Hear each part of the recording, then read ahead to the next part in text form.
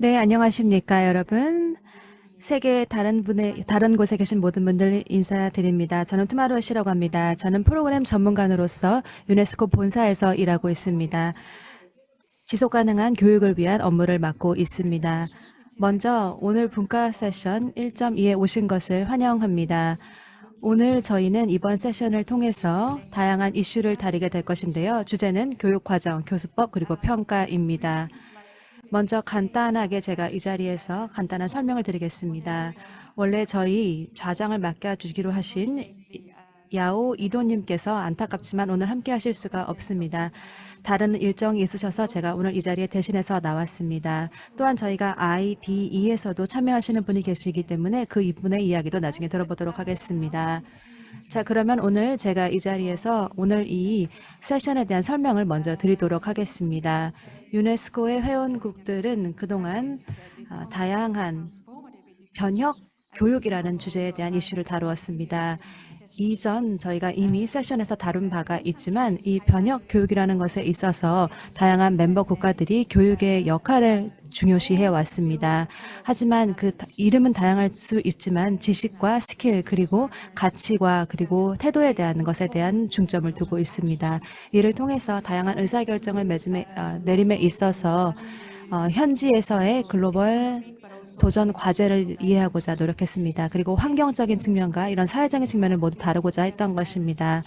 이 주제는 저희가 이런 횡단 가능한 또는 21세기형 스킬이라는 것을 다루는 데 연결이 되어 있습니다. 2017년 같은 경우 유네스코에서 저희가 몇 가지 연구를 수행한 바 있습니다. 그 결과 8가지 중요한 지속 가능한 교육에 필요한 역량을 정한 바 있습니다. 거기에는 비판적 사고, 협력적인 능력 등등이 포함이 됩니다. 이런 것들이 있어야지만 변혁 교육이 효과적일 수 있으며 여기에 중요한 것은 제가 말씀드린 8가지의 교육을 학습과 교육에 포함을 시켜야 된다는 결론을 얻었습니다.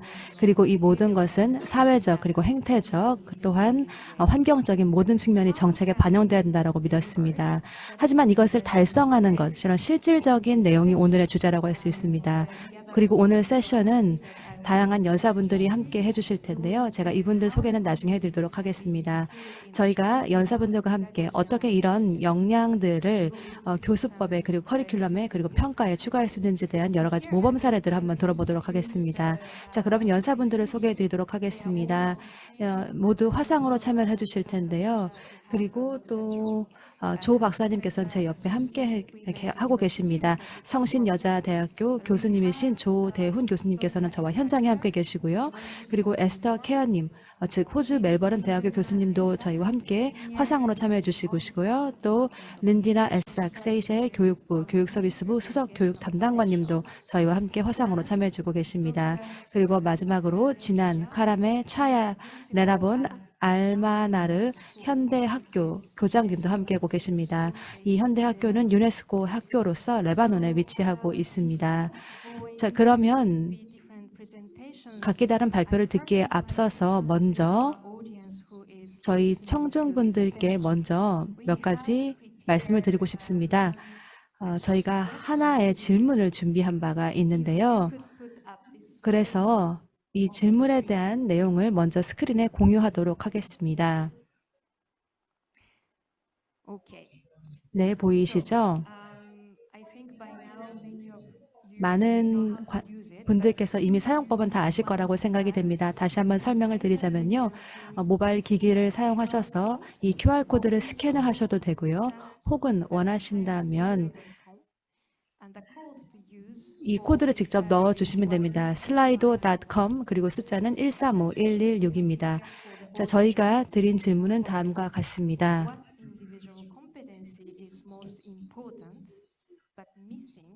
지금 현재 교수 그리고 학습과 교사 역량에 있어서 가장 중요하지만 빠져있는 역량이 무엇인가입니다. 첫 번째는 협력 능력, 그리고 비판적 사고 능력, 그리고 시스템적인 전반적인 사고 능력, 그리고 그 다음에는 규범적 능력, 그리고 예상 능력 등등이 있는데요. 마지막으로 전략 역량이 있네요.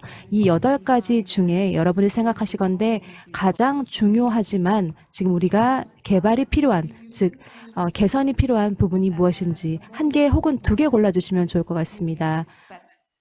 다시 한번 정리하자면 8가지 중에 가장 중요하지만 지금 저희가 개발이 필요한, 즉 역량이 현재 부족한 부분이 무엇인지 골라주시기 바랍니다. 한 2분 정도 여러분들의 의견을 들어보도록 하겠습니다.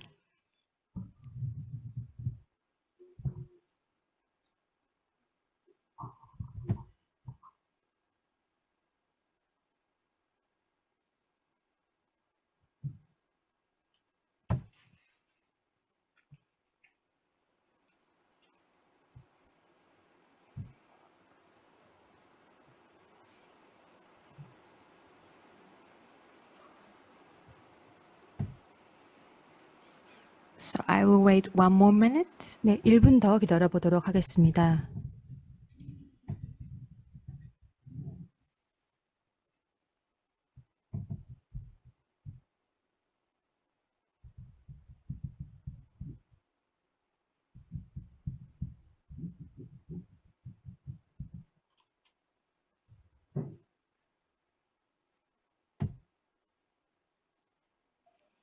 All right. 네, 다 들어본 것 같습니다. Maybe I will try to comment. 여기에 대한 코멘트를 드려볼까요? 굉장히 흥미로운 결과가 나온 것 같습니다. 먼저 비판적 사고가 가장 높은 순위를 차지한 것처럼 보였는데요. 지금 보니까 통합적 문제 해결 능력을 가장 높은 순위로 뽑히는 것 같습니다.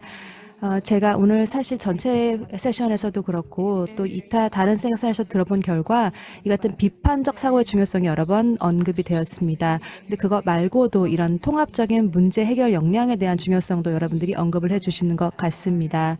이것들이 이런 역량이 있어야지만 학습자들이 제대로 된 행동과 또 의사결정을 내릴 수 있을 것 같네요.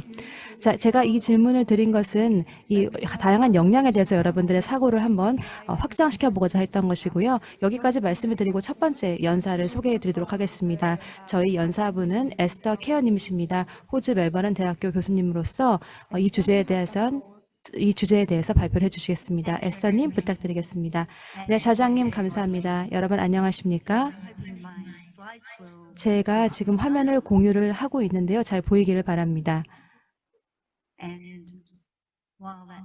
화면 공유를 지금 준비하고 있는데요. 자, 오늘 저는 변혁 교육에 대한 이야기를 나누게 될 겁니다. 즉, 지금 어린 학생들이 어떤 식으로 학습하는지에 대해서 변화를 추구하는 것이죠. 그리고 필요한 스킬들을 함양함으로써 그들이 원하는 것이 무엇인지를 찾는 그런 과정이라고 볼 수 있습니다.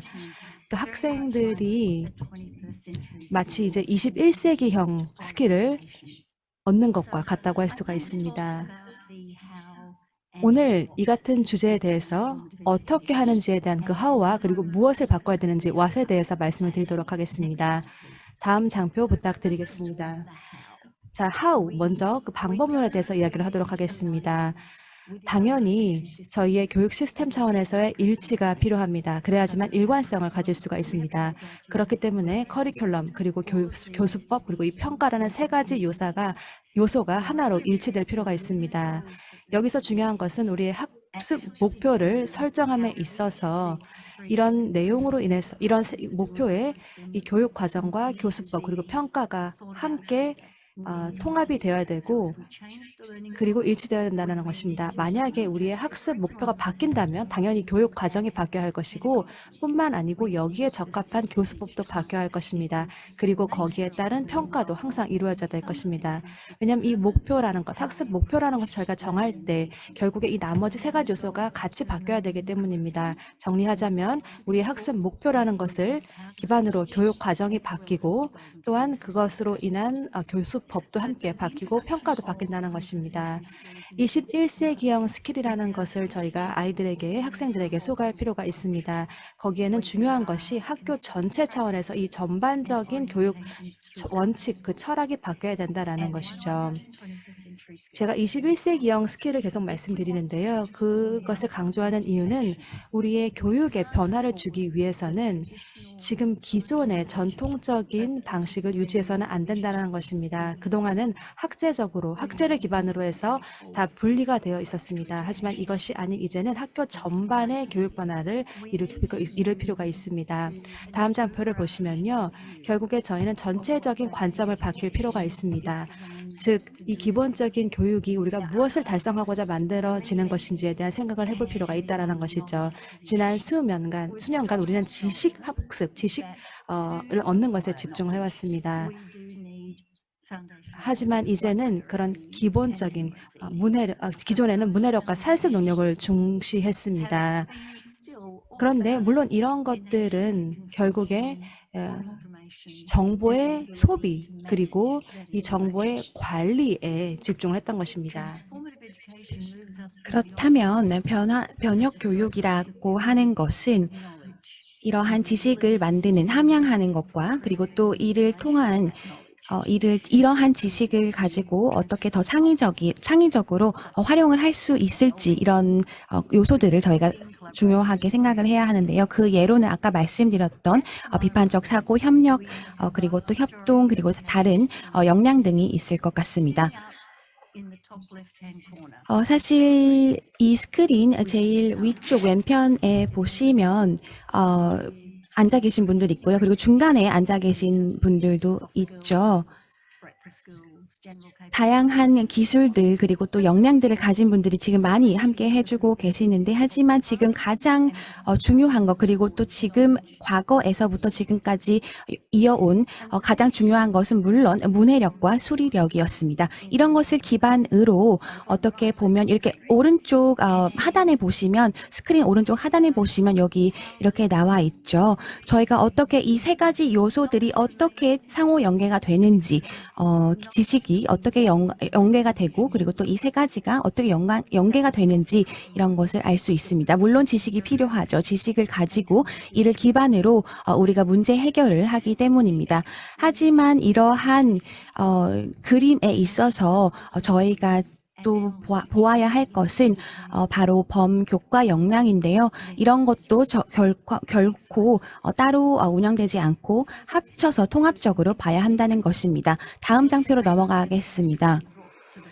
이러한 상호 연계성은 굉장히 또 지속적으로 조금 중요하게 여겨왔는데 특히 코로나 시대 이후에도 또 특히 중요하게 여겨오고 있습니다. 특히 학교 그리고 또 학교 그 환경에서 어떻게 변화하고 있는 환경에서 조금 더 중요하게 이렇게 와가고 있는데요.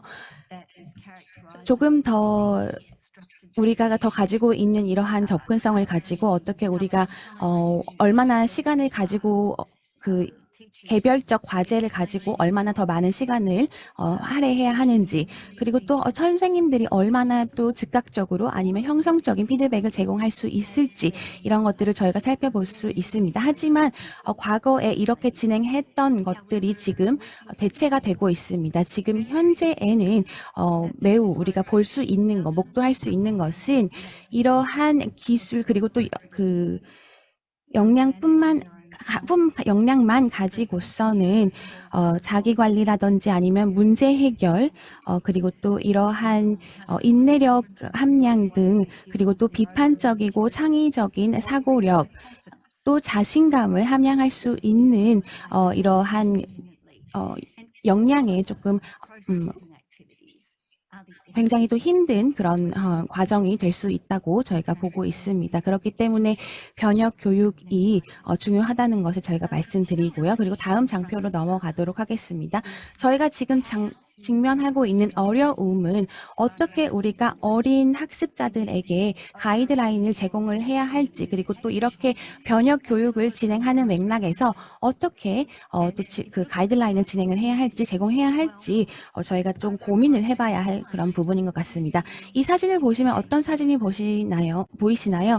보시면은 서로 상호 연관되고 상호 작용을 하고 있는 그런 사진들이 보이시죠? 그리고 학생들뿐만 아니라 선생님들과 함께 상호 연계가 되고 있고 상호 작용을 하고 있습니다. 이러한 상호 작용 자체가 굉장히 사실 많은 학생들에게 정말 중요한 그런 요소이지만 사실은 팬데믹 이후에 사실은 많이 부재가 된 그런 요소이기도 합니다. 그래서 다른 학생들뿐만 아니라 선생님들과도 상호작용이 굉장히 또 필요하다고 생각이 듭니다. 이러한 환경 속에서 그 어린 아이들, 이 학습자들이 어떠한 것들을 직면하고 있는지 저희가 다시 한번 보아야 할 것 같고요. 이것이 클릭이 될지 잘 모르겠습니다만 저희가 보아야 할 것은 다양한 국가들이 지금 개발하고 있는 다양한 소스 머티리얼들이 있습니다. 특히 이러한 리모트 러닝을 하기 위해서 원격 교육을 하기 위해서 많은 자원들을 지금 개발을 하고 있는데 이런 것들이 어떤 것들이 있는지 저희가 살펴보아야 될 것 같고요. 그리고 또 집에서 그 원격으로 공부를 하는 학생들에게 지금 직면하고 있는 어떠한 문제들이 있는지 그리고 또 이들에게 학교가 아닌 다른 환경에서 원격으로 공부하는 환경이 제공하고 있는 난제들 그리고 또 어려움들은 없는지 저희가 그러한 것들도 살펴보아야 할 것 같습니다. 이러한 상호 연계적인 그리고 상호 의존적인 교육을 저희가 살펴보아야 될 것 같고요. 그리고 이러한 클릭 그리고 또 셀렉트를 통해서 선택을 통해서 어떠한 그 학습이 가능할지 저희가 살펴볼 수 있을 것 같습니다. 이러한 팬데믹 상황에서 사실 저희가 중요하게 보고 있는 것은 개인 효율성이고요. 그리고 비판적 사고가 될 것 같습니다. 다음 장표로 넘어가도록 하겠습니다. 그렇다면 이 모든 것들을 가로막고 있는 장애물이 무엇일까요? 제가 장애물을 살짝 정리를 해보았습니다. 그 옆에는 제가 이것을 촉진하고 있는 요인들도 조금 정리를 해보았는데요. 사실 교육의 본질에 대한 구태의연한 사고 방식이라는 것이 장애물 중에 하나가 될 수 장애물 중 하나가 될 것 같고요. 그리고 정말 많은 지식들이 지식 폭발이라고 얘기를 하죠. 많은 지식들을 그 제공을 받음으로써 다음에 전조 현상이 된다는 점을 또 인식을 하게 됩니다. 특히 어떠한 특정 국가들 같은 경우에는 제대로 된 이러한 자원들이 또 사실 부족할 수도 있는 것이죠. 그렇기 때문에 매우 안타깝지만 경쟁적인 교육 환경이 조성이 될 수밖에 없습니다. 왜냐하면 아주 많은 학생들이 이러한 그 교육 체계에서 그 고등교육을 받지 못하는 그러한 이동이 좀 제한이 되는 그런 상황들도 있을 수 있고요. 그리고 또 제가 한 가지 말씀드리고자 하는 것은 매일 반복적인 그런 역량이 아닌 비반복 역량일 보다 더 강조하게 된다는 것인데요. 이를 통해서 항상 변화하는 맥락을 다루게 되는 것이죠. 그와 함께 글로벌 난제라든지 글로벌 어려움들 이런 것들을 해결하고 할 수 있는 그런 능력도 함양이 될 것 같습니다. 이러한 문제 해결 능력도 함양이 될 수 있을 것 같습니다. 사실 조금 부정적인 요소 중에 하나는 부정적인 현상 중에 하나는 어떻게 보면은 사실은 지금 우리가 현재 가지고 있는 교육 체제에 가지고 있는 사실은 그 만족도가 조금 떨어지는 불만족 상황들이 나오고도 있는데 이러한 것 때문에 저희가 아마 교육에 대한 조금 더 폭넓은 관점을 도모하게 되지 않는 이러한 긍정적인 요소로 촉진이 된다고 생각합니다. 다음 장표로 넘어가서 지금 저희가 이러한 현상들을 목도를 하고 있습니다. 다양한 국가에서 다양한 지역에서 지금 지금 이러한 상황을 목도를 하고 있는데요. 사실 5년 전에 2016년에 만들어진 그러한 그래프입니다. 이때에는 커리큘럼 자체가 21세기형 스킬에 포함이 되어 있다는 것을 저희가 볼 수 있죠. 굉장히 폭넓은 커리큘럼이 지금 전체적으로 이에 대한 니즈가 전체적으로 지금 계속 증가를 하고 있습니다. 그래서 131개 국가가 넘는 이러한 회원국들과 통한 협력을 저희가 진행을 하고 있고요. 이러한 국가들이 21세기형 스킬이라든지 아니면 비판적 사고, 소통 능력이라든지 이러한 것들을 교과 과정에 포함을 할 수 있도록 저희가 또 도움을 주고 있습니다. 이러한 그 연구도 저희가 지속적으로 진행을 하고 있는데 160국가가 넘는 국가를 대상으로 조사를 했습니다. 이러한 목표를 달성하기 위해서 어떻게 진행을 하고 있는지 저희가 그 현상을 바라다 보았고요. 하지만 이 모든 것을 바라보고 연구를 해본 결과 지금 지속적으로 전 세계적으로 목도하고 있는 현상이 될 것 같습니다. 다음 장표로 넘어가서 사실 의심할 여지 없이 저희가 지금 변혁을 겪고 있다고 해도 과언이 아닐 텐데요. 이 변화로 가는 이 길은 어떻게 보면은 굉장히 많은 정보들이 저희에게 또 제공이 될 수도 있고 이 길을 통해 가면서 굉장히 많은 여정들을 또 경험을 할 수 있을 것 같습니다. 굉장히 많은 경험들을 할 수 있게 될 텐데요. 이 경험들을 통해서 사실 더 많은 것들을 인지하고 그리고 또 사실 기존에 있었던 엔드포인트가 지금 현재 엔드포인트가 아니라는 것을 인지할 수 있을 것 같습니다. 그렇기 때문에 오늘 이 세션에서 다른 연사분들의 발표도 조금 기대해 보는 바 있고요. 그리고 이러한 경험을 그리고 또 이러한 여정을 어떻게 지금 각자 국가에서 진행하고 있는지 좀 들어보고 싶습니다. 감사합니다. 네, 좋은 발표 잘 들었습니다. 에스더 케어 교수님, 진심으로 감사합니다. 정말 통합적인 사고를 저희에게 제공해 주셨습니다. 늘 그렇게 해주셨지만요. 앞으로 어떤 식으로 발표가 진행이 돼야 될지에 대한 여러 가지 가이드를 제공해 주신 것 같습니다. 많은 이야기를 해주셨는데요. 특히나 가장 중요한 요소들, 도대체 우리가 어떻게 무엇을 해야 되는지 이 두 가지를 잘 짚어주신 것 같습니다.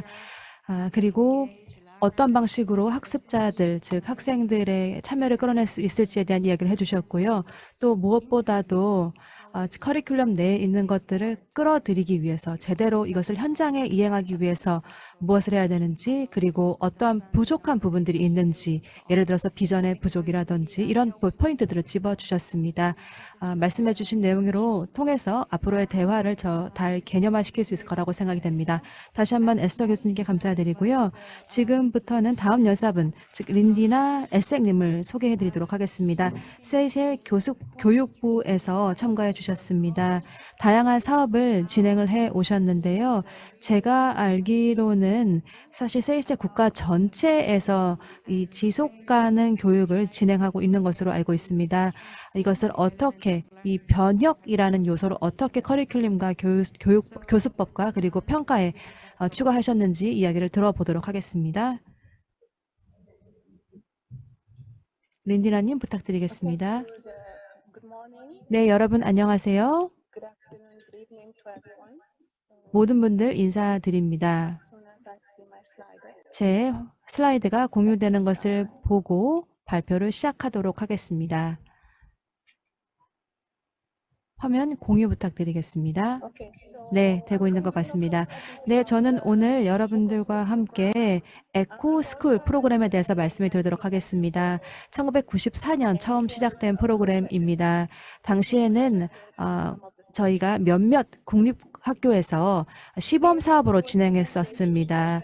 그 학생들과 그리고 학생들뿐만 아니고 선생님들을 함께 이 환경 교육과 또 학교 녹화 프로그램에 참여하고자 했던 것입니다. 그 이외에도 교과 외 활동에 여러 가지 환경 관리를 포함시키고 싶었던 것이었습니다. 그리고 초기 21세기의 중요한 요소로서 판단되면서 이 프로젝트가 좀 더 장기적인 프로그램으로서 발전이 되었습니다. 현재 25년 동안 진행이 되었고 교육 분야에서 가장 성공 사례로 알려져 있습니다. 그리고 지난 몇 년 동안 계속해서 검토가 되면서 또 개선이 된 바 있습니다. 다음 슬라이드 보시겠습니다. 말씀드린 것처럼 이 에코스쿨 프로그램이라는 것이 세이셸에서는 가장 유일한 지속가능 프로그램입니다. 이것은 전 학교의 전반적인 프로그램으로서 일상 운영의 지속가능성 통합을 이룬 그런 프로그램입니다. 그리고 이것은 학생과 또 교사가 함께 포함이 되는데요. 그것뿐만 아니고 이 교육 커뮤니티에 있는 모든 멤버들이 함께 동원이 됩니다. 다음 슬라이드 보시겠습니다. 이 프로그램은 의무 교육 프로그램입니다. 다시 말해서 모든 학교는 이 프로그램을 반드시 실시를 해야 됩니다. 그리고 이것은 이제 국립학교에 국한이 되는 건데요. 사립학교 같은 경우에도 자발적으로 참여할 수 있지만 2019년부터는 모든 사립학교가 참여를 하는 결과를 낳았습니다. 거기에는 이제 ESD라는 이 주제가 모두 포함이 되고 그리고 3차 교육기관들도 함께 참여를 하고 있습니다. 그러니까 1차, 2차 교육기관뿐만이 아니고 이 3차 교육까지도 다 포함이 됐다라는 것이죠. 그래서 저희가 원한다면 자발적으로 참여할 것을 처음에는 알렸고 이들이 자발적으로 모두 참여를 했습니다. 그래서 제가 드리고 싶은 말씀은 저희가 이 단기 교육이 있습니다. 단기 과정으로 사이트라는 저희 교육기관에 이 과정을 추가를 하였고 이 프로그램을 보면은 거기에는 평가가 포함이 됩니다. 이 평가 내용을 보면 환경 문제가 무엇인지 특히나 세이셸에 그리고 국제적으로 어떠한 환경 문제가 있는지를 먼저 파악을 합니다. 그리고 이 프로그램에 기반을 해서 포트폴리오를 참가자들이 프로포저를 내게 됩니다. 그래서 이 SDG에 있어서 저희가 필요한 글로벌 액션 프로그램이 무엇인지를 파악을 하고 거기에 맞는 전략을 마련하게 되는 것입니다. 자, 이 프로그램 자체의 목표를 말씀드리겠습니다. ESD 관련된 주제를 얘기하는 것인데 세이셸 같은 경우에는 기후변화가 심각한 문제입니다. 특히나 작은 도서 지역들에게 큰 피해를 주고 있습니다.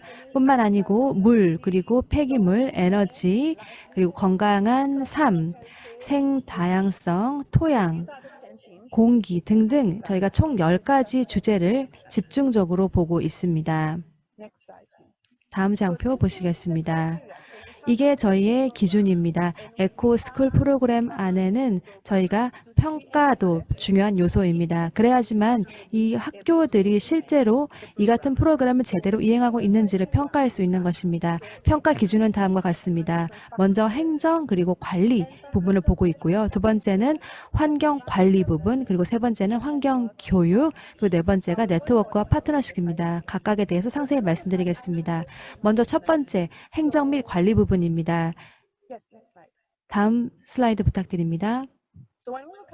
네, 이 첫 번째 행정과 관리에 있어서 저희가 중점적으로 보는 것은 바로 에코스쿨 프로그램이 각 학교에서 어떻게 실행이 되고 있는지를 감독하는 것입니다. 즉, 어떠한 역할을 하고 있는지 직접 보고 있습니다. 그래서 관련해서 저희가 에코스쿨 리더라는 리더라는 것을 선정을 하고 있는데요. 이 리더들은 에코스쿨에 있어서 저희의 연락망이 됩니다. 그리고 관련 위원회의 의장 역할을 합니다. 즉, 각 학교에서는 한 명이 이 같은 프로그램을 이행하는 전담 직원이 되는 것입니다. 그리고 관련해서 에코스쿨 위원회를 만듭니다. 이 위원회에는 당연히 그 위원장이 아까 말씀드린 에코스쿨 리더가 되는 것입니다. 그래서 정기적으로 위원회가 회의를 하게 되는데 거기에는 학생들 그리고 교사들 그리고 학부모들이 모두 참여를 합니다. 그리고 그 이외에도 다양한 파트너들이 함께 동참해서 자신들의 지혜를 모으고 그리고 어떤 방식으로 스쿨 프로그램을 이행할지에 대한 의사결정을 내립니다. 실제로 매년 액션 플랜이 이들에 의해서 만들어집니다. 그래서 이 위원회는 정기적으로 만나는데요. 만나서 직접 계획과 이행, 모니터링, 그리고 평가를 이행하는 기관이라고 할 수 있습니다. 이것을 위해서 다양한 회의, 토론, 그리고 의사결정, 그리고 등등 액션 플랜 등등 다양한 방식을 활용하고 있습니다. 자, 다음으로는 환경 관리 역량을 평가하는 것입니다. 이 두 번째에 있어서는 이 학교가 어떤 식으로 자원을 관리하고 있는지를 봅니다. 이때 자원이라는 것은 물, 에너지, 그리고 고체 폐기물, 그리고 토지 사용도 봅니다. 여기서 토지라는 것은 아무래도 학교 운동장 등등을 의미하는 것인데요. 두 번째로는 환경 정화 또는 정화 방식 또는 교구라든지 각자 다른 자료들은 어떻게 활용을 하고 있는지도 보고 그리고 여러 가지 환경 관련된 요소들을 두 번째에서 보고 있습니다. 세 번째는 환경 학습입니다. 여기에서는 커리큘럼 계획 부분이 포함이 됩니다. 즉, 이 국가 차원의 커리큘럼이 제대로 활용이 되고 있는지를 파악하는 부분입니다. 그리고 학기별로 제대로 계획이 세워지는지도 보고 있습니다. 또한 저희가 국제 차원에서의 팀데이라는 게 있고 이것이 또 국제적으로도 팀데이가 있습니다. 이런 것들이 주제로 환경을 보고 있는데요. 이것들이 제대로 이행이 되고 있는지가 이 세 번째에서 평가가 되고 있습니다. 그리고 저희 세이셸의 환경부와 함께 이것들을 진행하고 있습니다. 뿐만 아니라 학교 차원에서 여러 가지 지원 교구들과 재료들을 어떻게 활용하고 있는지도 보고 있습니다. 이런 다양한 매터리얼들은 저희의 후원자라든지 또는 파트너사들이 제공을 하고 있는데요. 이것들에 대한 활용도를 보고 있습니다. 다음 장표로 넘어가서 교과 과정에 대해서 조금 말씀드리도록 하겠습니다. 저희가 지금 가르치고 있는 커리큘럼이 지금 나와 있는데요.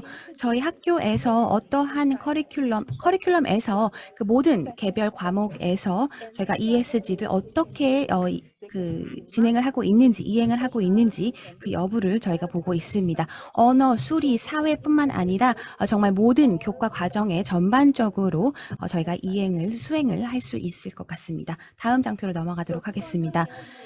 지속적으로 이제 환경 교육에 관한 부분을 좀 설명드리도록 하겠습니다. 저희는 교과 그리고 비교과 연계 활동이 있습니다. 이 비교과 연계라고 함은 이제 교과 과정이 아닌 비교과 과정이라고 할 수 있는데요. 학교 과정이 끝난 이후에 진행하는 다양한 활동들을 의미를 합니다. 이러한 지속가능 발전에 대한 다양한 활동들이 펼쳐지고 있고요.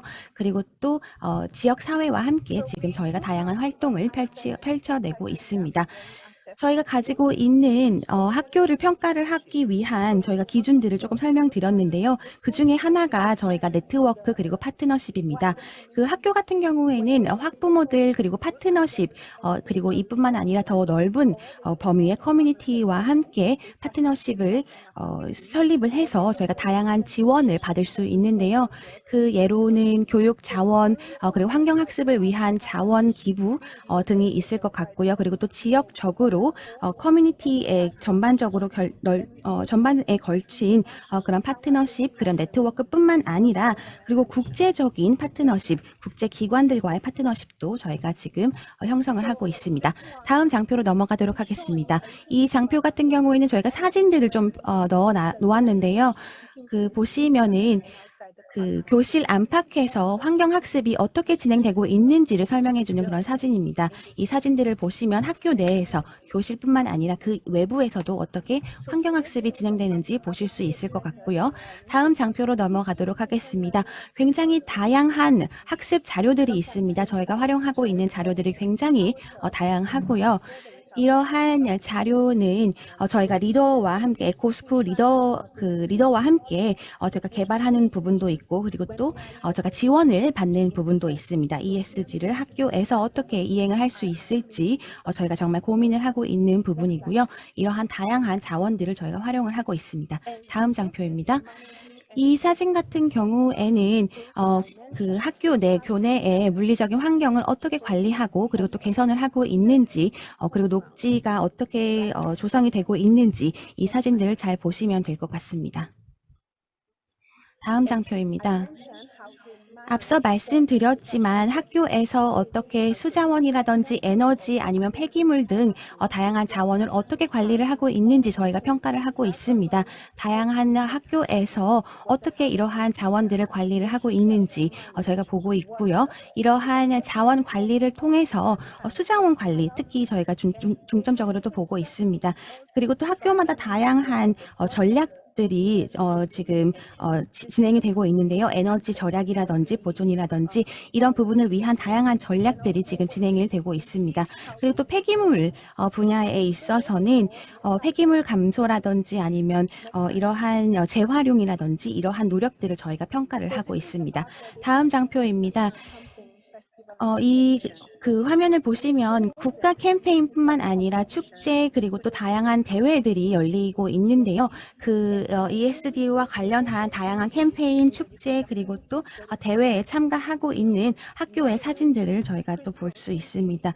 지식뿐만 아니라 저희 비판적 사고 능력이라든지 다양한 능력들을 저희가 함양을 할 수 있고요. 그리고 또 아이들이 이를 통해서 정말 자연에 대한 그런 감사함을 느낄 수 있고, 그리고 또 비판적 사고를 통해 이러한 능력을 함양을 통해서 그 변혁적 교육을 저희가 또 도모할 수 있을 것 같습니다. 이러한 활동을 통해서 아이들이 정말 필요한 기술 그리고 또 역량들을 저희가 개발을 하고 있습니다. 결과적으로 보면 이것을 어떻게 진행하는지 조금 설명해 드리도록 하겠습니다. 저희가 에코스쿨 어워드라고 하는 이러한 상을 주는 그런 프로그램이 있는데, 매년 학교들이 어떻게 진행을 하고 있는지 평가를 하고 이에 대한 상을 저희가 수여를 합니다. 앞서 말씀드렸지만 프레젠테이션을 진행을 하고요. 그리고 또 포트폴리오를 제출을 합니다. 예를 들어서 제가 이제 만약에 에코스쿨 리더들을 선정을 한다면 그 선정된 리더들을 저희가 네트워크를 통해서 연락망을 통해서 저희가 또 각자 연락을 하고요. 그리고 또 두 번째로 저희가 그 심사위원 최대 4명으로 구성된 심사위원단이 있습니다.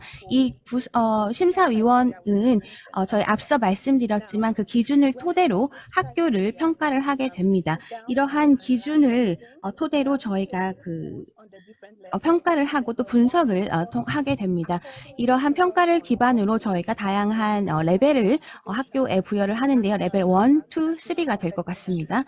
그리고 학교들이 얼마나 그 다양한 그런 국가 그리고 또 국제적인 대회 캠페인 그리고 다양한 발표 활동이라든지 이러한 활동에 얼마나 자주 참여를 했는지 저희가 이러한 것들도 평가 요소에 넣어서 진행을 하고 있습니다.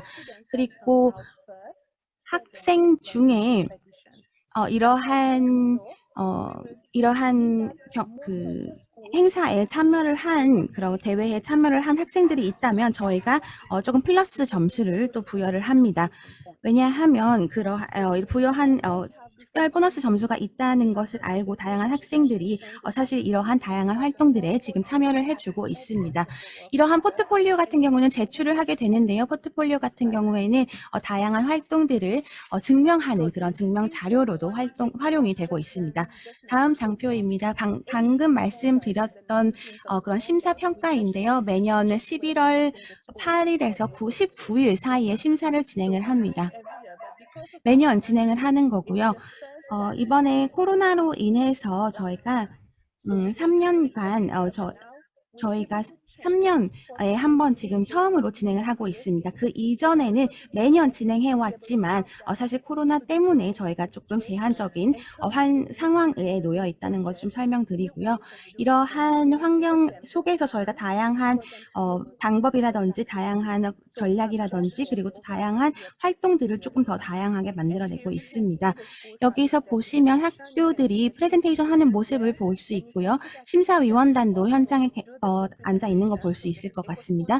이거 에코스쿨 리더들도 함께 하고 있는 거 볼 수 있죠. 그리고 또 에코스쿨 리더뿐만 아니라 위원이라든지 아니면 학생이 직접 이러한 발표를 진행을 할 수 있습니다.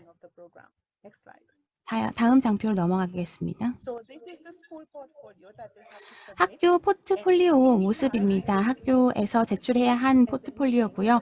다양한 활동들을 했던 그런 증명 자료가 될 것 같습니다. 에코스쿨 프로그램 하에서 진행된 모든 미팅에 대한 자료도 저희가 포함을 하고 있습니다. ESD랑 관련된 모든 활동들을 포함을 하고 있는 포트폴리오입니다. 다음 장표입니다. 학교 방문 심사가 있습니다. 저희 올해에 또 진행을 했고요. 보시면 심사위원이 학교 전반적으로 둘러보면서 이 학교들이 설명을 했던 그리고 발표를 했던 바를 잘 이행을 했는지 수행을 했는지 예를 들어서 수자원 관리라든지 폐기물 관리라든지 이런 부분을 잘 수행을 하고 이행을 했는지 그런 여부를 저희가 보고요. 그리고 또 학생들이 진행한 이러한 활동들이 교사들도 그 인지를 하고 있는 부분인지 저희가 봅니다. 그 심사위원이 직접 이런 학교 방문을 통해서 이러한 요소들을 또 평가를 하게 되고요. 직접 학교 방문을 통해서 이 발표되는 내용들이 잘 수행이 되었는지, 잘 진행이 되었는지, 그리고 또 수자원이 정말 잘 활용이 되었는지, 그리고 또 관리가 잘 되어 있는지 저희가 또 볼 수 있습니다. 그리고 또 그 학생들에게 질문도 하고 있는데요. 중간에 보면은 학생들이 가이드 역할을 좀 하고 있습니다. 학교 방문하고 있는 심사위원단을 대상으로 지금 가이드를 진행을 하고 있고요. 다음 장표 넘어가도록 하겠습니다.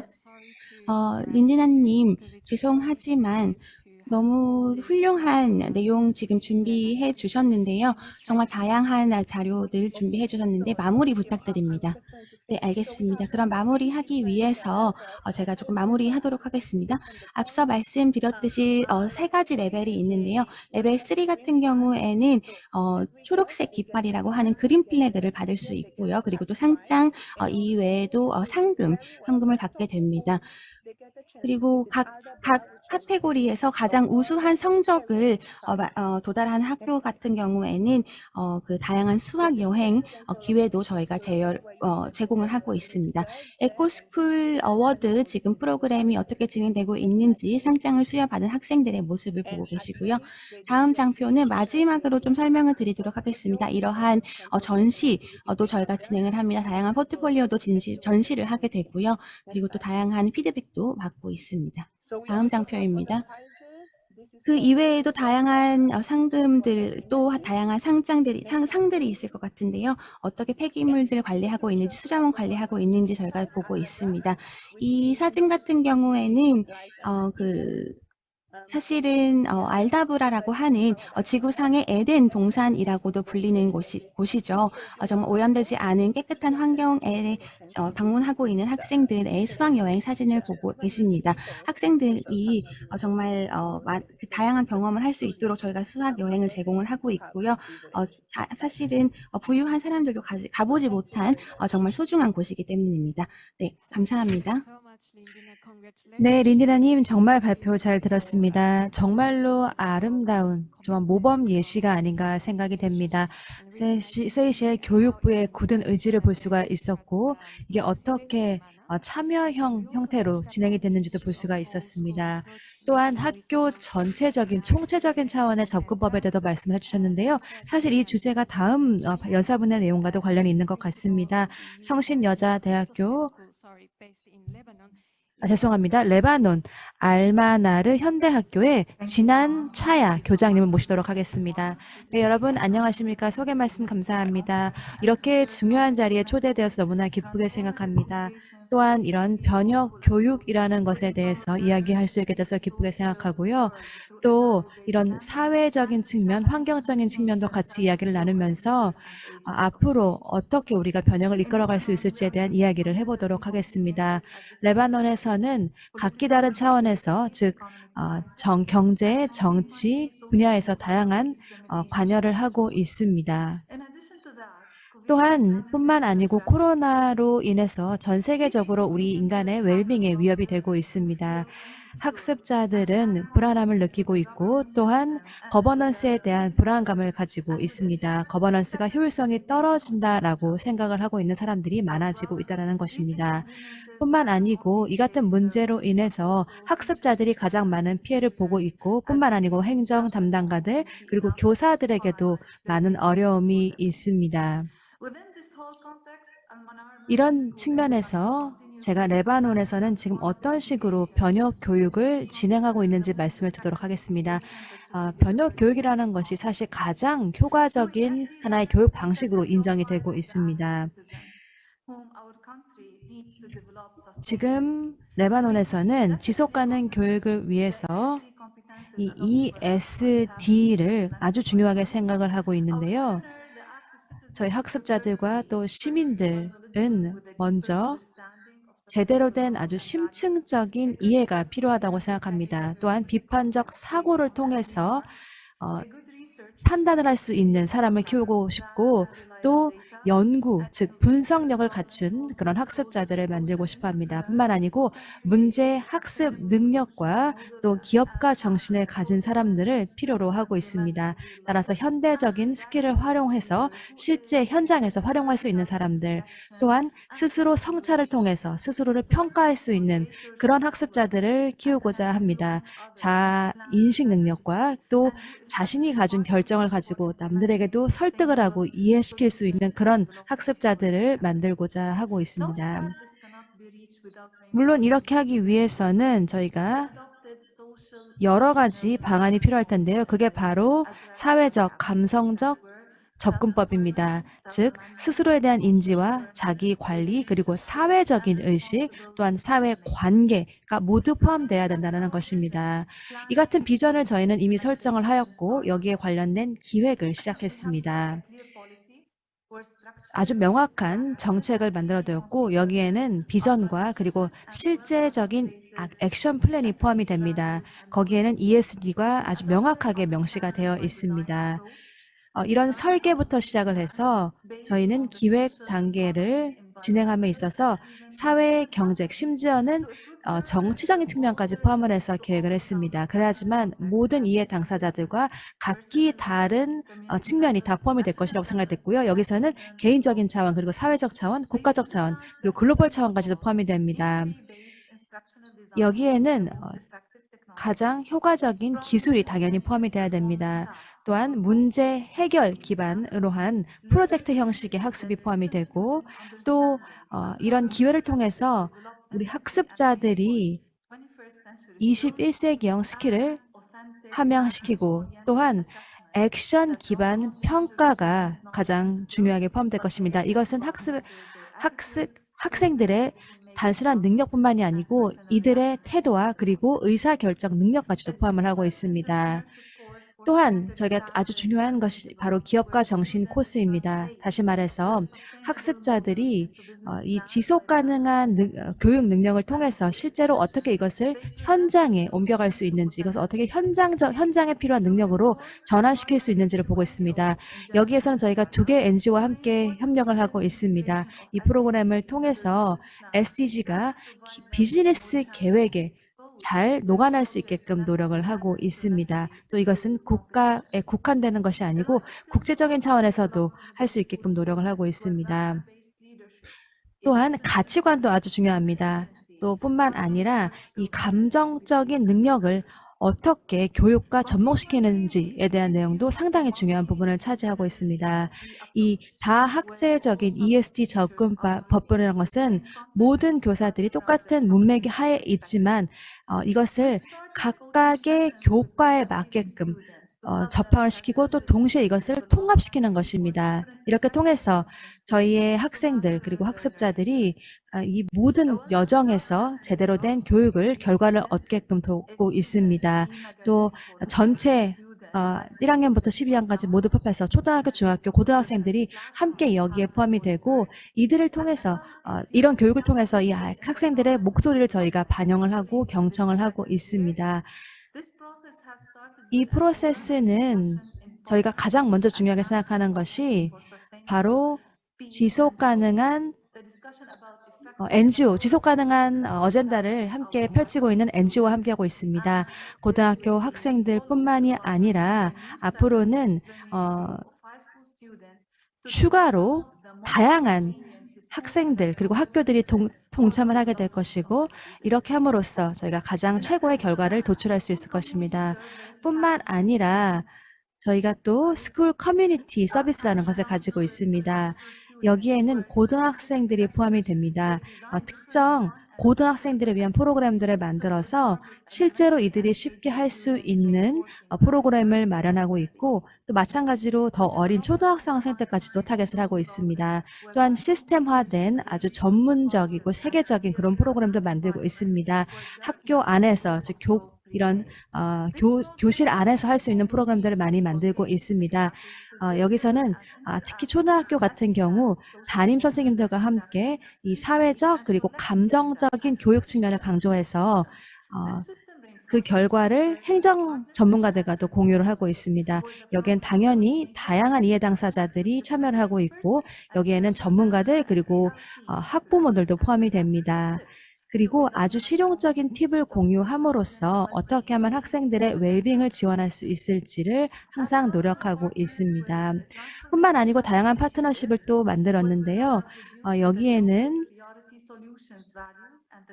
글로벌 가치관과 존 맥 파트너십을 포함하고 있습니다. 여기에는 자기 평가를 할 수 있는 프로그램이 마련이 되어 있습니다. 이 분야에 있어서 저희는 거의 최초로 움직였다고 할 수가 있습니다. 학생들 그리고 졸업생들 그리고 또 다양한 이해 당사자들이 포함이 되고 있는데요. 다시 말해서 한 학생들 그 집단이 아니고 전체 프로그램, 전체 이해 당사자가 포함된다는 것입니다. 이제 이것이 1차 학교, 2차 학교까지 확대가 되고 있고요. 특히나 이제는 특별 교육이 필요한 학생들까지도 확대되고 있습니다. 이제 이쯤에서 우리가 어떻게, 그리고 또 제가 교장으로서 어떻게 이러한 번역 교육을 어떻게 평가를 하고 있는지 그것이 조금 궁금하실 것이라고 생각이 드는데요. 몇 가지 사례를 드리도록 하겠습니다. 그 중 하나는 바로 지난주에 저희 고등학교 학생들이 함께 모여서 국가 독립 기념일을 저희가 축하를 했습니다. 그리고 또 저희가 다양한 그런 정치적인 그런 문제들이라든지 이런 것들도 다양하게 저희가 다루는 그런 행사들도 저희가 진행을 했습니다. 고등학교 학생들 같은 경우에는 다양한 문제들을 그 사회적인 문제들을 바라보는 그런 다양한 관점을 가지고 활동들을 진행을 했습니다. 그리고 또 교실 내에서도 다른 학생들과 함께 그런 협동적인 그런 활동들을 좀 지속을 했고요. 그리고 또 레바논에서 정책 이방가들을 위한 저희가 또 그러한 프로젝트 그리고 또 활동들을 또 진행을 했습니다. 예를 들면은 또 기후변화라든지 아니면 2021년, 2022년에 걸쳐서 기후변화를 어떻게 저희가 다룰 수 있을지, 해결할 수 있을지, 그것에 대한 활동들도, 프로젝트들도 저희가 진행을 했고요. 그리고 또 마지막으로 이러한 맥락적인 니즈를 어떻게 다룰 수 있을지, 저희가 또 그런 여부를 또 함께 살펴보았습니다. 이러한 교수의 능력, 교사의 능력들, 그리고 또 다양한 그런 프로그램을 진행을 했는데요. 이러한 프로그램을 통해서 학교의 전략이라든지 프로그램을 통해서 어떠한 평가를 진행을 할 수 있을지 저희가 또 살펴보았습니다. 이러한 평가를 기반으로 해서 선생님들은 지속적으로 학생들을 또 평가를 할 수 있는 그런 기준들을 마련을 했고요. 그리고 또 학교 1년이 끝난 이후에 저희가 마지막으로 어떠한 선생님들이 어떻게 그 성과를 이루어냈는지, 어떠한 성과를 이루어냈는지 그런 선생님들을 저희가 또 선정을 하는 그런 프로젝트도 진행을 했습니다. 소위 말하는 교육 선두자 역할을 하는 그런 사람들을 선정하는 그런 프로그램이었습니다. 저희가 가지고 있는 비전을 어떻게 이행을 하고 그리고 또 미래, 우리 국가를 위한 미래를 위해 어떻게 기여를 하고 있는지 선정을 해보았습니다. 네, 감사합니다. 네, 감사합니다. 발표 잘 들었습니다. 정말 그 많은 열정이 느껴졌고요. 그리고 또 교장님으로서 학교를 위해서 다양한 지금 펼치시는 다양한 노력들 그리고 또 열정들을 다시금 한번 느낄 수 있는 그런 발표가 아니었나 싶습니다. 정말 전 학교적인 그런 접근법이 학교 전체적으로 이행이 될 수 있도록 다양한 활동들을 진행을 하시는 것 같고요. 그리고 또 교사들이 스스로 자신을 평가를 하면서 셀프 평가를 통해서 스스로 또 더욱더 발전을 이룰 수 있는 그런 프로젝트도 진행을 하고 계신 것 같습니다. 말씀드리고 싶은 부분이 저희가 청중분들께 말씀드리고 싶은 부분이 있는데요. 저희 채트박스가 지금 운영이 되고 있습니다. 그렇기 때문에 연사분들께 질문이라든지 아이디어가 있다면 언제든지 자유롭게 의견 나눠주시기 바랍니다. 마지막 연사를 소개해 드리도록 하겠습니다. 조대훈 교수님이시고요. reflections about what 음, enabling conditions 어떻게 지금 현존하는 문제들과 그리고 또 기회들이 무엇이 있는지, 그리고 또 변혁 교육을 위한 어떠한 난제들이 있고 기회들이 있는지 좀 설명을 부탁드리도록 하겠습니다. 네, 감사합니다. 네, 여러분 안녕하세요. 저는 조대훈 교수이고요. 성신여자 대학교 교수입니다. 이번 세션 마지막 발표자인데요. 이 발표를 통해서 GCED를 변혁 교육으로서 이행하는 데 있어서 저희가 직면하고 있는 어려움 그리고 또 기회, 다양한 기회들을 좀 살펴보도록 하고요. 그리고 또 이와 더불어서 대한민국 정부가 지금 교육 개정을 어떻게 진행을 하고 있는지 조금 더 설명을 드리도록 하겠습니다. 그리고 또 다양한 그 디스커션을 위한 배경 설명도 드리도록 하겠습니다. This is global indicator 4.7.1. 4.1.1 글로벌 지표입니다. 이 4.1.1을 읽으실 때 사실 메인스트림이라고 하는 이 단어가 저희의 눈을 사로잡는데요. 이 메인스트림이라고 하는 단어는 사실 굉장히 어려운 일이기도 합니다. 다양한 태스크들이 필요도 하고요. 그리고 또 이를 위해서 저희가 이행해야 하는 그런 과제들을 리스트업이 필요한 거죠. 우선적으로 가장 필수적인 것은 각 국가들이 GCED라든지 ESD가 다음 4가지 분야에서 잘 진행되고 있는지 그 여부인데요. 그 4가지라고 함은 국가교육정책, 교과과정, 교사교육, 학생평가가 될 것 같습니다. 그리고 또 두 번째로는 사실 어떻게 보면 굉장히 광의적일 수 있고 포괄적인 특성을 고려해서 이 글로벌 지표 4.7.1이 어떻게 모든 국가의 역사 그리고 또 사회 정치적 맥락에 필수적으로 활용되지 못할 수 있다는 점을 인지하는 것입니다. At the global level across the countries, 전 세계적인 차원에서 보면 지금 많은 국가들이 노력을 지금 이행을 하고 있습니다. 그리고 또 세계 시민 교육을 위한 그 다양한 노력들을 지금 펼쳐내고 있는데요. 4가지 분야에서 지금 저희가 직면하고 있는 어려움, 난제들을 저희가 좀 설명해 드리도록 하겠습니다. 모니터링 부분이 있고요. 커리큘럼 부분이 있고, 교사 부분이 있고요. 그리고 또 학생 부분이 있습니다. 간단하게 좀 설명드리도록 하겠습니다. 모니터링 부분 같은 경우에는 사실 많은 전문가들이 이렇게 이야기를 했는데요. 사실 저희가 목표를 세계 시민 교육 지표를 위한 목표를 이루는 데 필요한 기초 모델의 부재가 있다고 언급을 한 바 있습니다.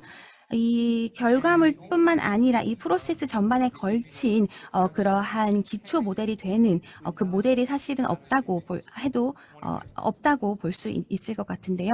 이러한 모니터링 그 도구가 없다고 하는 것이죠. 그리고 또 커리큘럼 부분에서 보면 사실 이러한 세계 시민 교육은 아니면 세계 시민 의식은 사실 개별 교과목 수업의 특정 주제 아니면 테마로만 여겨지고 있습니다. 어떻게 보면 교과과정 전반에 걸친 원리가 되어야 하는데 그렇지 못하는 것이죠. 이러한 테마 같은 경우에는 어떠한 사람들이 그리고 또 어떠한 요소들이 정말 좋은 세계 시민이 될 수 있는 그런 요소들인지 저희가 사실은 교과 과정 전반에 걸친 그런 원칙이 되어야 한다고 생각이 됩니다. 그리고 또 교사 부문에 있어서는 다양한 국가 내에서 예비교사 그리고 현장 교사 연수 프로그램 내에서 세계 시민 교육이 굉장히 낮은 수준으로 진행이 되고 있습니다.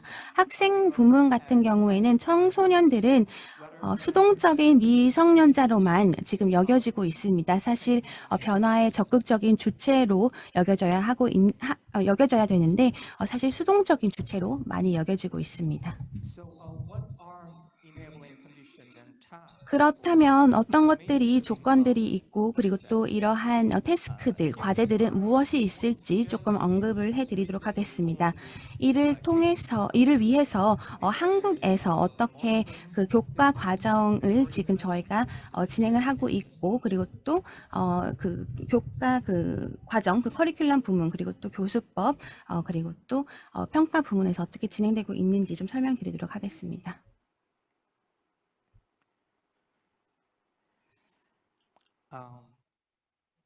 The APCU has launched a multi-year research project. 유네스코 아시아 태평양 국제 이해 교육원 아태 교육원은 사실은 세계 시민 교육 국내 모니터링 프레임워크 설립을 진행을 했습니다.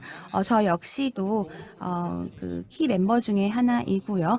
사실 이러한 프레임워크를 설립을 해서 그 글로벌 지수 4.7.1이 개발에 대한 검토를 저희가 진행을 하고 있습니다. 특히 한국 맥락에서 진행을 하고 있고요. And this table shows 이 테이블을 보시면 네 가지 타겟 부문이 있는데요. 교육, 그, 교육, 저희가 보시다시피 교육 그리고 또 그 교사 부문이 있고요. 학생 부문이 있습니다. 저희가 가지고 있는 그러한 객관적인, 주관적인 그러한 지표들을 저희가 좀 나열을 해보았습니다.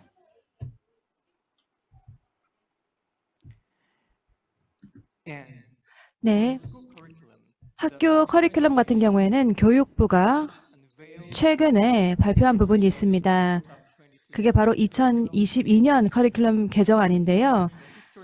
그동안 여러 가지 개정안을 보았을 때 이번 이제 글로벌 시민 그리고 지속 가능한 교육이라는 것은 가장 강조가 되었다라고 할 수가 있습니다.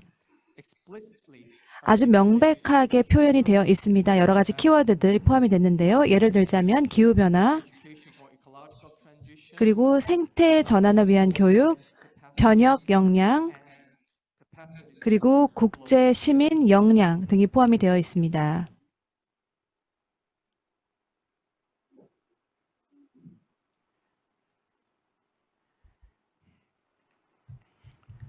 Finally, the 마지막으로 바로 교사 교육 프로그램입니다. 현재 교사 같은 경우에는요, 현장 교사 같은 경우에는 지금 저희가 GCED라는 것을 가지고 있습니다. GCED 수석 교사 프로그램이라고 하고 있습니다. 2015년부터 시작이 됐는데요. 여기에 참여하는 기관은 바로 교육부, 그리고 교육청, 그리고 바로 APCEIU입니다. 2020년 보시다시피 숫자를 확인하실 수가 있습니다. 오른쪽에 보시면요. the lead teacher program 이 리드 티처 프로그램 같은 경우에 1,000 lead teachers 3,000명 이상의 리드 교사를 양성을 했습니다. 이 지도 교사라고 불리는 지도 교사들이 지금 현재 이 저희의 지속 가능 프로그램을 추진을 하고 있습니다. 그리고 예비 교육 교사 프로그램도 있는데요.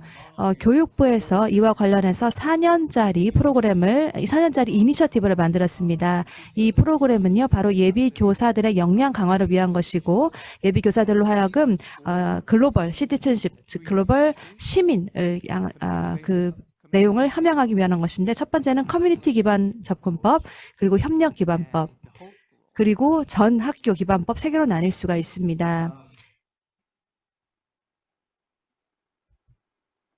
is the 여기 보시면 그 첫 번째 단계를 확인하실 수가 있습니다. 총 12개의 대학이 포함이 되었고 그 기금 같은 경우에는 교육부가 지원을 해 주었습니다. 여기서 선택된 학교들은 결국에 이 아주 프로그램을 만들어서 그것은 커리큘럼과 그리고 교과 외 프로그램을 완벽하게 변형시켰습니다. and I'd like to wrap up my 마지막으로 this 드리고 싶은 말씀이 있습니다. of GSAT based on the 이 GCED를 주류화하는 것은 정말 어려운 일입니다. 하지만 난제임에도 불구하고 이걸 하기 위해서는 협력 접근법이 필요합니다. 그래야지만 저희가 원하는 바로 커리큘럼 그리고 교사 교육 또는 평가 이 세 가지를 개선할 수 있을 것입니다. 경청해 주셔서 감사합니다. Thank you very much. Dr. Cho. 네, 조 교수님 진심으로 감사합니다. 정말 유익한 발표가 아니었나 생각이 됩니다. 저희들로 하여금 이 가장 주요한 요인들이 무엇인지 절대 잊어서는 안 되는 그 요인들을 다시 한번 상기시켜주는 좋은 발표였습니다. You were talking about curricula. 그래서 커리큘럼 설명을 해주셨고요. 또 교사 교육 또는 양성 모니터링 이야기 해주셨습니다. 굉장히 흥미로운 내용이었고 또 대한민국의 예시를 들어볼 수 있어서 상당히 도움이 되었습니다. 한국 같은 경우에는 이미 프로그램이 굉장히 잘 마련되어 있는 것 같다는 생각이 들었습니다. 자, 그럼 지금부터는 IBE의 저희 동료분을 모시고 싶습니다. 근데 마이크를 넘기기 전에요. 저희가 On the discussion board. So please feel free 토론 to comment and 보드에 내용을 나중에 공유할 것입니다. 오늘 발표 발언 기회가 없을 수도 있지만 여러분 원하시면 여기에 내용을 적어주시면 저희가 나중에 포함시키도록 하겠습니다. 네, 여러분 감사합니다. 모든 연사분들께 진심으로 감사 말씀 드리고 싶습니다. 굉장히 유익한 내용이고요. 이번 세션은 정말로 저희가 다양한 얘기를 들어볼 수 있었던 것 같습니다. 그래서 또 국제적인 차원에서 다양한 의견을 공유할 수 있는 장이 마련되었다고 생각이 됩니다. 마무리 발언을 해보도록 하겠습니다. 5가지 키포인트를 설명하고 싶은데요. 첫 번째는 바로 여러 가지 지식, 그리고 기본 능력, 이런 다양한 역량들을 하나의 목적하에 묶을 필요가 있다고 생각합니다. 그래야지만 독립적인 그런 뭔가의 결과가 나올 수 있다고 생각이 됩니다. 다시 말해서 이렇게 나누어진 여러 가지 피스를, 퍼즐들을 맞출 필요가 있는 거죠. 그래야지만 저희가 원하는 다양한 역량이 함양될 수 있을 것입니다. 그게 첫 번째 말씀드리고 싶었던 건데요. 그게 바로 연결성이었습니다. 그렇게 하기 위해서는 저희가 제대로 된 학습 목표가 있어야 됩니다. 이 목표를 기반으로 그걸 토대로 해서 저희가 커리큘럼과 교수법이 만들어지는 것이죠.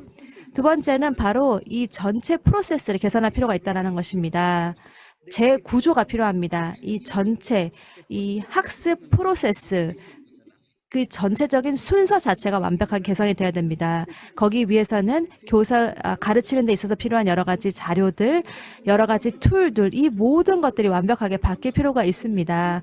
그래야지만 저희가 정말로 필요한 커리큘럼을 만들 수가 있을 것입니다. 그래야지만 저희가 아까 말씀드리는 이렇게 참여형, 그리고 독립적, 자시 주도적 학습자가 만들어질 수 있을 것입니다. 또 세 번째는 교사들의 동참도 아주 중요합니다. 학습자들, 학생들, 그리고 추가적으로 교사들의 동참이 필요합니다. 둘 중에 하나가 아닙니다. 이들의 연결이 중요한 것입니다. 그래야지만 하나의 공통의 프레임워크가 마련될 수 있을 것입니다. 그렇게 하려면 여러 가지 환경이 잘 갖춰져야 됩니다. 그리고 네 번째는 바로 세이셜의 예시에서 잘 볼 수가 있었습니다. 또 레바논도 좋은 말씀을 해주셨는데요. 이 경험을 잘 보시면 공통 분모가 있습니다. 세이셜이나 레바논이나 보실 수 있었을 것입니다. 예를 들어서 이 홀스쿨, 즉 전 학교 학습법이 있었고요. 또 현지 학습의 중요성도 강조를 하셨고, 그리고 모든 커리큘럼, 한 과목이 아니고 전체 커리큘럼에 이것을 녹아내는 방식에 대해서도 강조를 해주셨습니다. 또한 뿐만 아니고 학생들이 참여하는 것, 단순하게 이들에게 수동적인 학습자로서 만드는 것이 아니고 이들이 정말 참여할 수 있는 것, 그리고 또 미래를 보고 책무성을 강화하는 것, 그리고 사회적인 역량, 그리고 교육 평가의 중요성, 그리고 학습에 있어서 이 전체적인 설계를 할 때 있어서 단순히 교사들만의 인풋이 아니고 학습을 받는 학생들, 그리고 부모님들의 동참에 대해서도 강조를 했습니다. 이 교사들과 학생들과 또 학부모들이 함께 연결되는 그 커뮤니티의 중요성도 강조를 하셨고요. 그리고 이 모든 다양한 요소들이 사실 세이셸과 그리고 레바논에서 공통적으로 반복적으로 나왔던 예시라고 볼 수가 있습니다. 어떻게 보면 이 두 가지는 정말로 저희가 좋은 모범 사례로서 삼을 수가 있다고 생각이 됩니다. 그리고 또 다른 것은요, 바로 한국에서 잘 말씀해 주셨는데 주류화 얘기라고 할 수 있습니다. 주류화는 정말 중요한 단위죠. 정책과 그리고 커리큘럼과 그리고 교사 학습 그리고 평가, 이 모든 것에 다 주류화가 될 필요가 있습니다. 그리고 이제 저희가 만들고 있는 여러 가지 커리큘럼들을 보면 이게 하나의 기본 원칙이 될 수가 있습니다. 여기에는 기본적으로 보다 능동적인 태도가 기반이 될 수가 있습니다. 또한 강조한 것은 이 전체적인, 전반적인 접근법입니다. 교사들과 학습자들이 함께 협력해서, 함께 소통해서 커리큘럼을 만들어내야 된다는 것이죠. 이것은 결국에 커리큘럼 자체의 재고가 필요하다고 생각이 됩니다.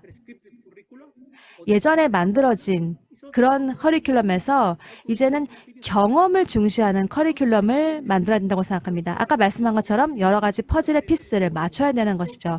그래야지만 지속 가능한 교육이라는 것이 만들어질 수 있을 것입니다. 저희가 여러 가지 발표를 들어보았는데요. 이게 잘 이행이 되고 서로한테 배운다면 정말 변혁 교육을 이행할 수 있을 거라고 생각이 됩니다. 변혁 교육이라는 것의 원칙과 그 개념이 이제 정말 현장에서 실현되는 그런 미래가 머지않았다고 생각이 됩니다. 이게 바로 하나하나 점진적으로 저희가 단계적으로 발전해 온 것이고 앞으로 제대로 된 방향으로 나아가고 있다는 것을 잘 볼 수가 있었습니다. 정말 그 변혁적이고 그리고 의미 있는 그리고 정말 지속 가능한 그런 교육을 다시 한번 이뤄낼 수 있을 거라고 생각이 됩니다. 감사합니다. 네, 감사합니다. 정말 종합적인 그러한 요소들을 잘 언급을 해주셨는데요. 감사합니다. 저희 세션을 마무리할 시간이 되었습니다. 다시 한번 오늘 함께 해주신 연사분들 모든 분들께 감사 말씀드리고요. 현장에 계신 분들뿐만 아니라 온라인으로 참여하고 계신 분들 다시 한번 감사드립니다. 모두들 건강히 잘 지내시기 바랍니다. 감사합니다. 네, 감사합니다.